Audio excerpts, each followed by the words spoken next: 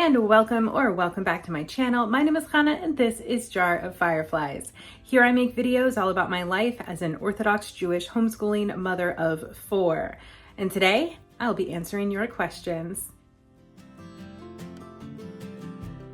Okay folks, I have got pages and pages and pages of questions. You guys always ask so many questions and I absolutely love it. I love doing these Q&As, so let us just dive right in. I'm gonna get through as many as I can today, and then we'll probably do like a part 2, maybe like next month or something like that.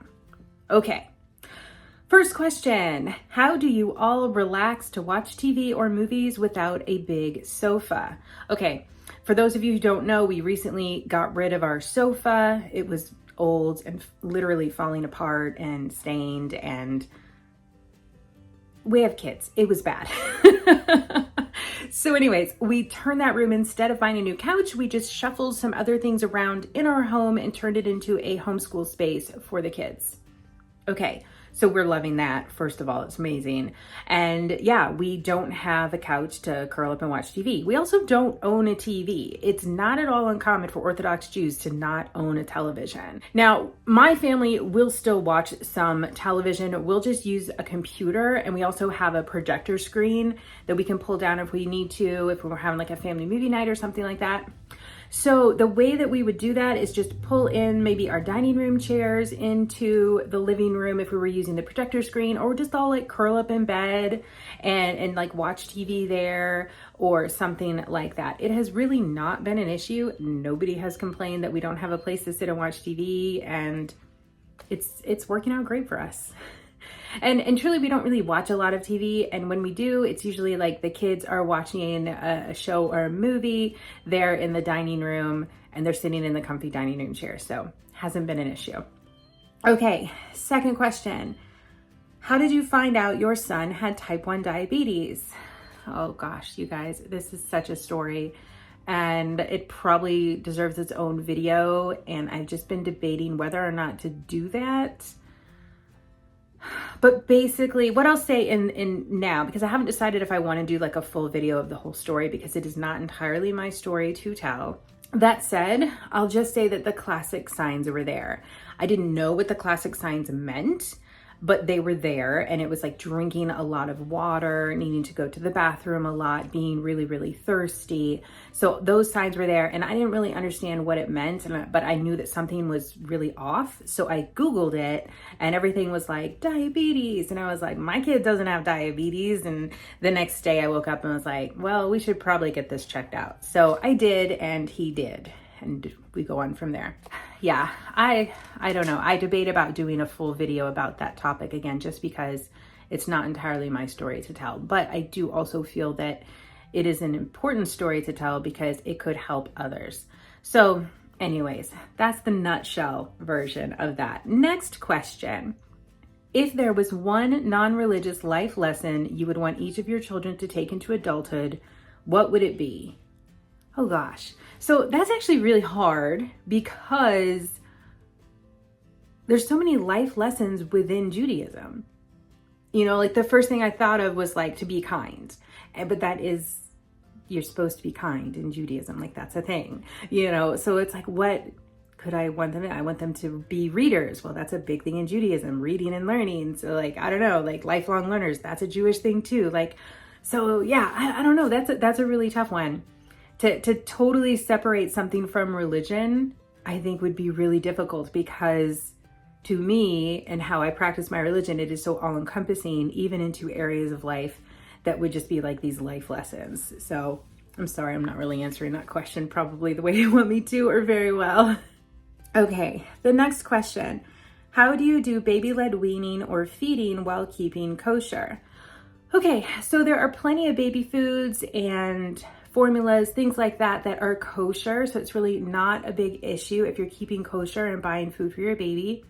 As far as baby-led weaning, the whole thing with baby-led weaning is you just like giving your kid food from the table. So that's pretty easy because we keep kosher, and we would just give our kid that food if we were doing that.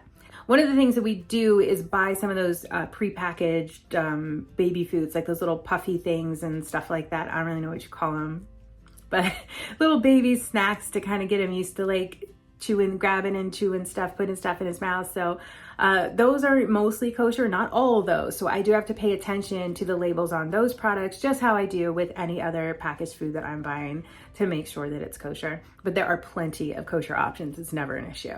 Okay, next question. Do you have any other YouTube friends like Sonia's Prep? Yes, I have a few YouTube friends. I'm using the word YouTube friend like very, like we don't like talk all the time or anything like that, but we have spoken, we're friendly, we, you know, share information, whatever. We have the same job, we can talk about that. But anyways, yeah, Sonia, totally one of those. Sonia over at Sonia's Prep. Again, it's not like friends. It's like I wouldn't just call them up to talk about my Tuesday, but we have spoken, and it's I don't know, I kind of consider them like my YouTube friends. Okay, the next question, what are services like? Okay, I don't usually attend like an entire service. When I do, I sort of jump in usually around the time that they are reading from the Torah. But basically there are prayers. Some of the prayers are led by one person. Other prayers are said just by the entire congregation. Some are said out loud, some are said silently. There's a lot of singing of the prayers. This is for the Shabbat morning services, by the way. So then there is a Torah reading where we just read that week's parsha, that week's segment of the Torah. And then there's more of the praying, which is again, silent or singing or led by one person, same kind of deal. And so that goes on for a little bit more, and then that's pretty much it. Often there's a short speech led by the community rabbi or someone else in the congregation, whoever. It's like, it's prearranged, obviously, for someone to come up and speak. It's usually not terribly long, could be 10 minutes. I don't really time them, but they're usually really engaging and fun, and I enjoy going to hear that when I am able. So that's pretty much services in a nutshell. They are several hours long. I do not usually attend services, so that is just a super nutshell version of what the services are like. They are not at all like Christian services. I grew up Christian. I went to a lot of Christian services, Catholic masses, other Christian denominations. Totally not like any of those at all. Okay, next question. Do your kids know that you weren't born Jewish? Yes, they know that I was not born Jewish. I'm very open about that with them. Plus, they know that my extended family, who we're very close with, they know that all of them are not Jewish and that they practice a different religion. So they see kind of some of the ways that that religion is practiced within their homes. And yeah, they're very well aware that I was not born Jewish. The next question, what business is Mr. Firefly in? I've answered this before, but it came up a bunch again this round. So he is in construction. The next question, have you seen the TV series Chosen? I have not. I've heard about it, but I have not seen it. Next question, why not do a day in the life with Mr. Firefly? Well, he's not a YouTuber. He does not want to be a YouTuber. He's happy to come and help me out here and do some cooking videos and things like that occasionally, but he has no interest in being a YouTuber or anything like that. And for him to do a day in the life would involve me like following him around all day, and what with the kids, I don't know, it would get a little crazy. That is like logistically, that really wouldn't work out very well. It's actually really difficult to film with him. Whenever I try to do something with him, it's really, really hard. The sit down Q&A we did together, that was easy, that was fun. But like when I try to do a cooking video with him, for example, like if I'm doing a cooking video, I'm often like pausing and repositioning the camera or something like that, or like trying to capture a certain shot. With him, I am just chasing him around the kitchen trying to film stuff. So yeah, a day in the life with him probably would not just logistically work out for so many different reasons. That, and he's really busy and he's got his own job to do. So that would be why not. All right, next question. What do you think of Fiddler on the Roof? How accurate is it?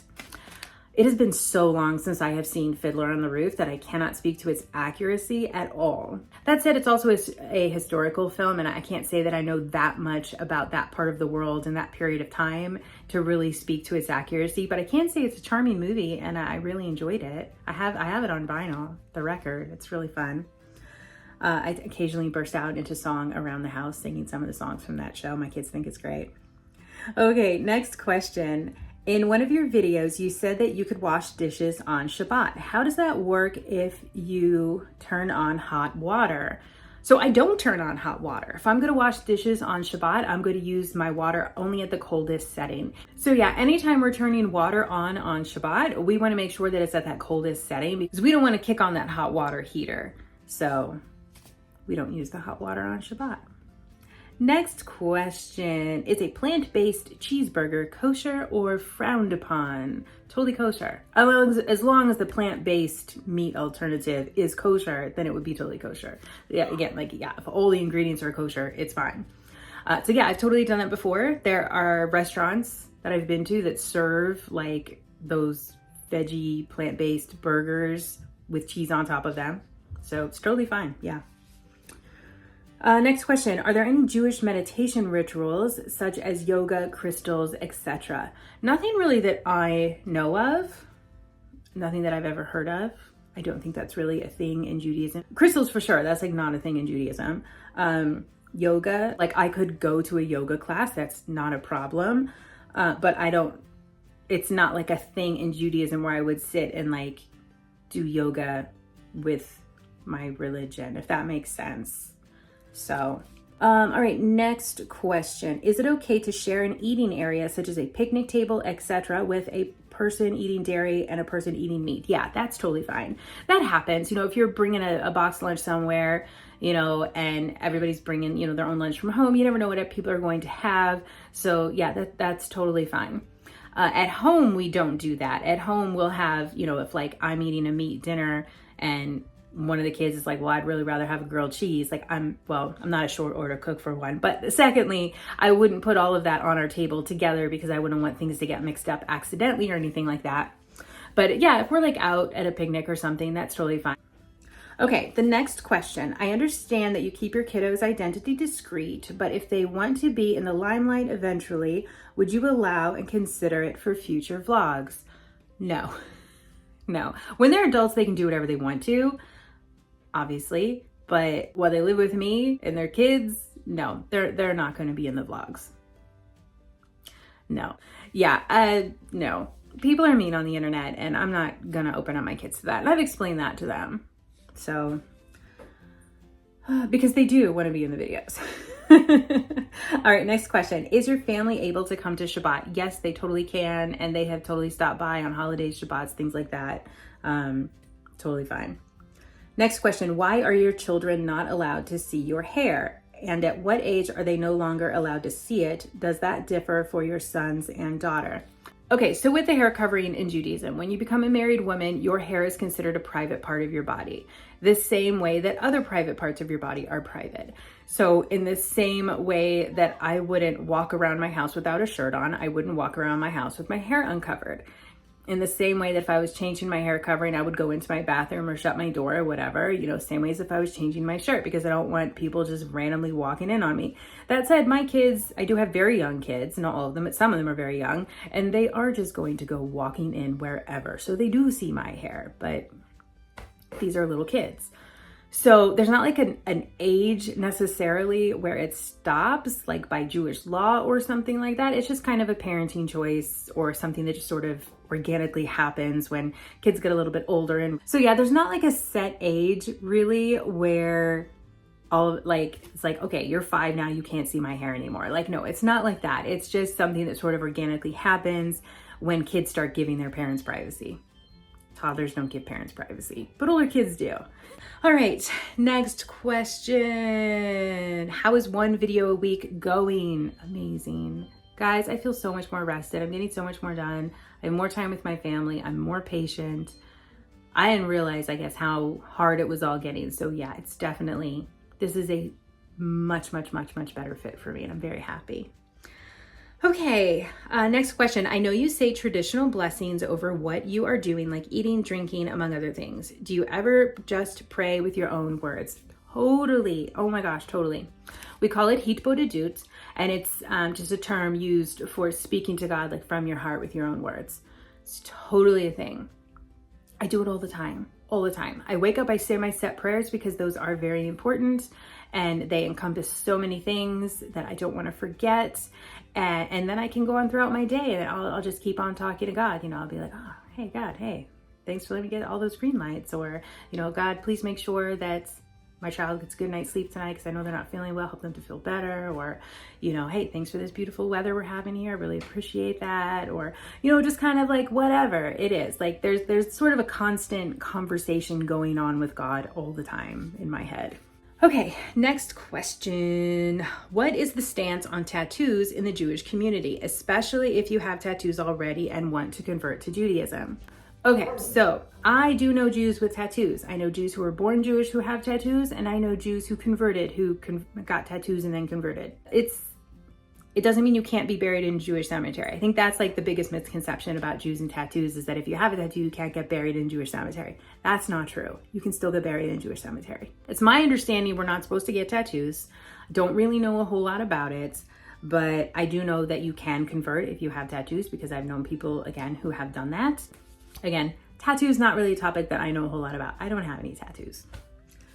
All right, the next question. Oh, we're at the end of the page. When you're eating something with limited ingredients, such as cereal with milk, do you say a blessing for the cereal and then one for the milk, or is it a blessing for the bowl of cereal as a whole? That is an excellent question, and that kind of depends on what I'm eating. So if I'm eating cereal with milk, I'm just gonna say the blessing on the cereal, because I also don't drink the milk at the end. Other things that I eat, like I love to eat poke bowls, the sushi with like all the different things in it. And I will say an individual blessing on the different things. So like I'll start with the avocado and say that and like move on down the line. But that's also because I eat everything one at a time. Okay, I think we can get through one more page of questions because this is a shorter page. So let's do this. Okay, next question. I'm wondering how you and your family navigate how Christian-centered so much of the homeschool co-ops are. And along with that, do you ever need to set your boundaries with your Christian homeschool friends?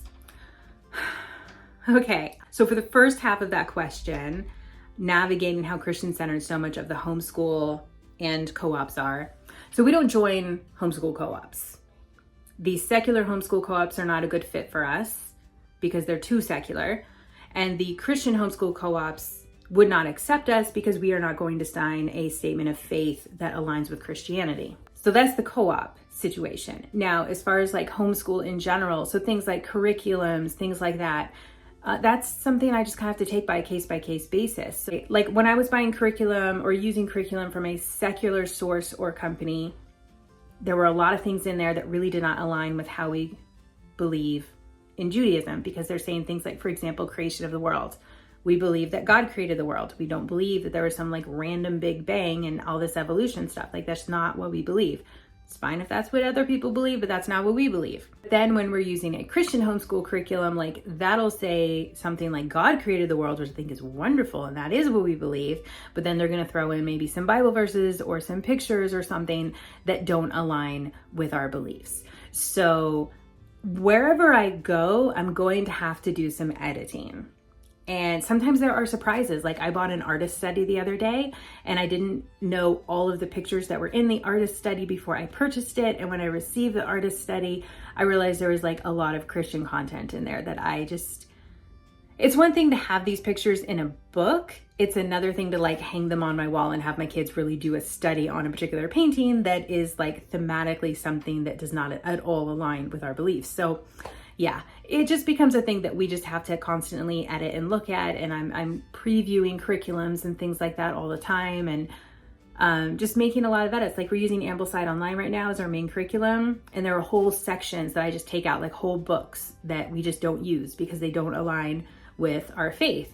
And so I'll just find replacements, or if I feel that the rest of the content is enough, then I'll just keep it as just removing the one book. So anyways, yeah, it is just a lot of navigating. And then the second part of that, do you ever need to set your boundaries with your Christian homeschool friends? Unfortunately, yes. And I will say that like 99% of the time, it's totally not a problem. But there was an issue that we had with my son where someone was like proselytizing to him, and he told his friend, he's like, you need to stop this. I don't want to hear this. Please stop. And repeatedly. And then he finally came to me. He's like, I'm not able to handle this on my own. Like, help me out. And I had to talk to the mom, and I was like, dude, we had a whole conversation, and that was able to solve that issue. And hopefully that won't come up again. Moving on along. The next question is, are there any jobs that your kids can't do being Jewish, or are there things that are encouraged? Is it different for boys and girls? When I first read this question, I was like, my kids can do anything. And then when I got to, is it different for boys and girls? Yeah, it actually is, because my daughter can't grow up and become a rabbi. So that is one job that is not available to her. Other than that, my kids can really do absolutely anything. And even though my daughter couldn't grow up and be a rabbi, she can still grow up and be a Torah scholar and very well respected and no more than anybody else. So that's up to her. But anyways, any jobs your kids can't do being Jewish? No, I know Jews who do really just about everything. Singers, actors, doctors, counselors. I don't know, like I can't think of anything off the top of my head that I haven't met somebody who's Jewish who's doing. Tech startups, big tech companies, regular kind of office jobs, entrepreneurs, like they're doing it all. And no, it's not really different for boys and girls. And as far as things that are encouraged, I mean, there's certain jobs that are more common than others, but I wouldn't say that they're necessarily encouraged. It just ends up being a job, I suppose, that fits in with a lifestyle that many Orthodox Jews are trying to achieve. Okay, next question. How do you switch from eating meat to eating dairy or vice versa? Do you have to wait a certain amount of time? Yes. So after I eat meat, I cannot eat dairy for 6 hours. Now there are different traditions for people. Some people do like, I don't know, I think I've heard 2 or 3 is probably the least I've ever heard. And 5 isn't terribly uncommon, but I think 6 hours is the most common waiting period, but don't quote me on that. So we just do that waiting period and then we are able to switch back to dairy.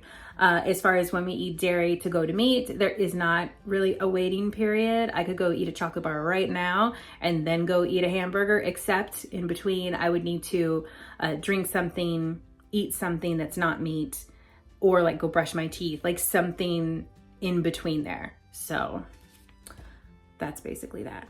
All right, do you have a favorite or several favorites that your husband cooks? Was there a first or special dish that he made when he first started dating you to try to woo you? Okay, favorite meal that my husband cooks would probably, like that he cooks on a regular basis, would be like the Moroccan fish. My favorite salad that he makes is hatzilim. It's an eggplant salad with deep fried eggplant. Was there a first or special dish that he made when he was first started dating you to try to woo you? He did actually make me a fish dinner while we were dating, and that was really, really good. I don't remember what was on it. Maybe like cilantro, and I don't know, it was really good though. It was very good. Okay, next question. Why did you change your name when you became Jewish? So I didn't change my name. My name is still my name, and then I have my name Hannah also. So that's my Jewish name. And I use both names depending on like what I'm doing basically. But when you convert, or if you're born Jewish, you have a Jewish name, and you may also have what we would call an English name. Some people don't, like my kids just have one name and that's their Hebrew name. It's their everything name. But this is the name that will be used like if you're called to the Torah, or when you're getting married on your wedding contract, your ketubah. So like these are the, if someone's praying for you, they're going to use that name. So that's what the Jewish name is for. All right, the next question. What is the biggest difference in your life before and after you became Jewish? So I feel like this question is almost kind of unfair because I converted and then a year later I got married. And like, I was an adult for a long time before I converted. You know, I converted when I was like 30 or 31. So 30? I think it was 30. I was 30 when I converted. So I had a lot of living that happened before then.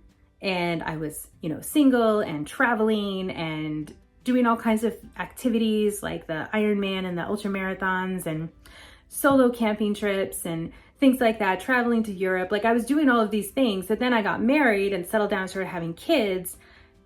And that conversion happened right there at the same time that shift happened, essentially, that it's almost kind of hard to compare the two because it's just such a very different life. Maybe just though because I'm married and not necessarily because of the Judaism.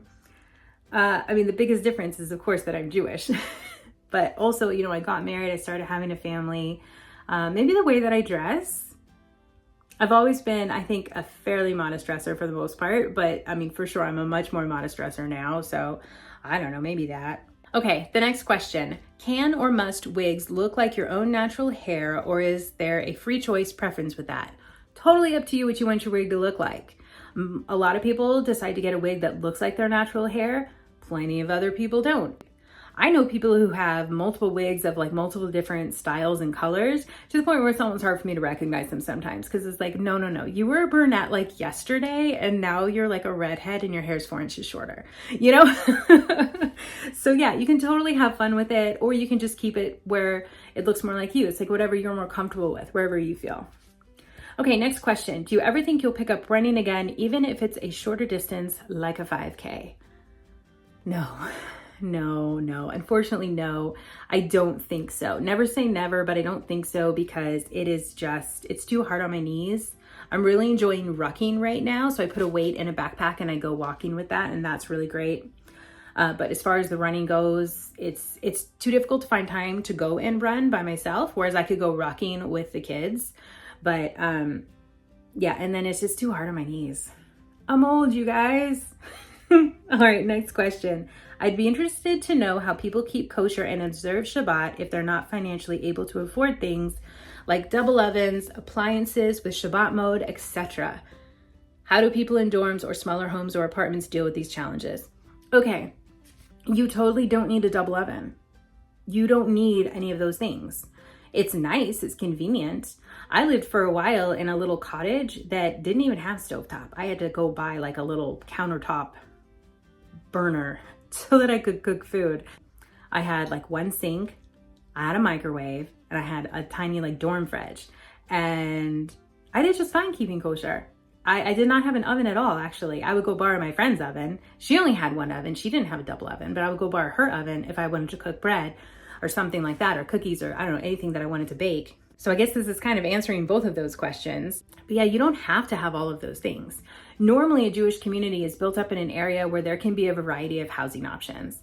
So there will usually be, you know, apartments or less expensive homes to rent, up to very nice large homes. Yeah, there's usually like a range. So people are able to live in the community and afford to live there and just kind of find the fit for them financially. And then you just kind of make do with what resources that you have available. I've lived in apartments, townhouses, the tiny cottage, the home that I am in now, and we make it work everywhere. So yeah, you don't have to have the double oven. You can have just one oven. You don't need 2 refrigerators. You can have just 1 refrigerator. It's so nice. It's convenient. Like I've had people that ask me, like, I guess Jews who live in areas where it's more common to have like 2 dishwashers, for example, they're like, what do you mean you don't have 2 dishwashers? It's like, what do you mean? What do you mean? I don't have 2 dishwashers. I'm not going to remodel my kitchen to have 2 dishwashers. I can't afford to do that right now. That's just not in the cards. And I'm also fine just hand washing the dairy dishes and putting the meat dishes in the dishwasher. So we just use it for our meat. But yeah, you don't have to have 2 of everything. It's convenient. It's nice, but it's not necessary. Next question. When you converted, did you keep kosher or did you start when you married Orthodox? So I was mostly keeping kosher before I converted. And then once that conversion hit, it was like only kosher. So yeah, because at that point, you know, I had officially accepted on all of the laws and being this part of the Jewish people and following these laws. So I was totally keeping kosher. And then I got married and I was just still keeping kosher. So that is that. Next question. Besides having challah, are there any foods that you're required to eat on Shabbat? So we do the kiddush over the wine or grape juice, so that one. There are some who say you should eat meat on Shabbat, so there's that. But that's about it, I guess. And you don't have to eat meat. I know people who don't eat meat. Oh, fish. Fish is one. I don't know if it's like required or if it's just like a strong tradition, like a Kabbalistic thing to eat fish on Shabbat, but we always eat fish on Shabbat. Next question. What is your wildest dream? I don't know. I don't know that I have one. Okay, maybe this. I would like to own a bookstore. I would like to own a bookstore that only sells cozy mysteries. I think that would be so much fun. I think that would just be, and I would like to have it in my front yard in like a shed. So like a front yard business. I think that would be awesome. I think that would be really awesome. I don't know if any of that is at all practical. Probably not, but I think it would be cool. I'd also like to own a library. I guess I do have a lot of dreams. I'd like to own a library. Okay, I'm moving the library to the top of the list. Not a bookshop, not a little shop. I want a library. I want to own a library. I don't know how you make money from owning a library though. So I don't know that that's at all practical, because you have to pay people to run a library, and I don't know how that happens because libraries give out books for free. So I guess there's fundraising involved, and I'm not a fundraiser. I don't do that. So, okay. Yeah, I want to own a library so much. I think it'd be so much fun. All right. Last question for today. How do you gather as a family now that you no longer have a living room? Oh, sorry. I feel like we already pretty much answered that. So we do gather at the kitchen table a lot for meals. We gather at our dining room table for meals or for games or to hang out with the family. We will curl up all in bed together, or we'll just go play in the kids' rooms, or, you know, there's definitely a lot of options for how we're hanging out when we don't have a living room. We honestly did not spend a lot of time in our living room when we had it, particularly my husband and I. The kids would play in there, but my husband and I really did not spend a lot of time in there. So there wasn't a lot of family time going on in our living room to start with. So it was not a difficult transition to have family time other places because they pretty much already were. Okay, that is 2 pages of questions for today. And I will stop here so I can edit and get this out to you guys on Monday. And I still have like, I don't know, 3 or 4 more pages of questions left. So we will definitely do a part 2, at least part 2, maybe part 3. I don't know what to see, but we'll save this for next month. So, all right. Thank you all for your questions. Stay tuned for more. Make sure that you are subscribed so you don't miss part 2 of this series. And if you like this kind of Q&A videos, be sure to give this video a thumbs up. First of all, hit that like button, and I will leave a Q&A playlist that I have made with all my Q&A videos. I've got quite a few at this point in time down in the description box below, so check that out as well. All right, with that, we are done. Thank you so much. Have a great rest of your day, and I will see you in my next upload.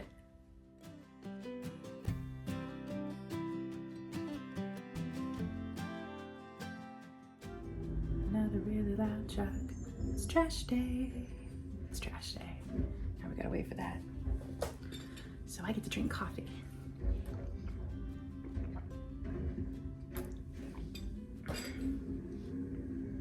Goodbye, trash truck. I really talk to cars a lot.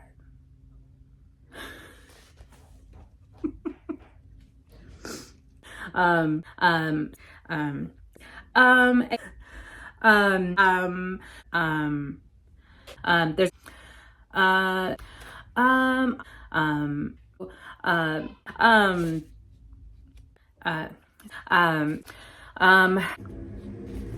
It's that trash truck again.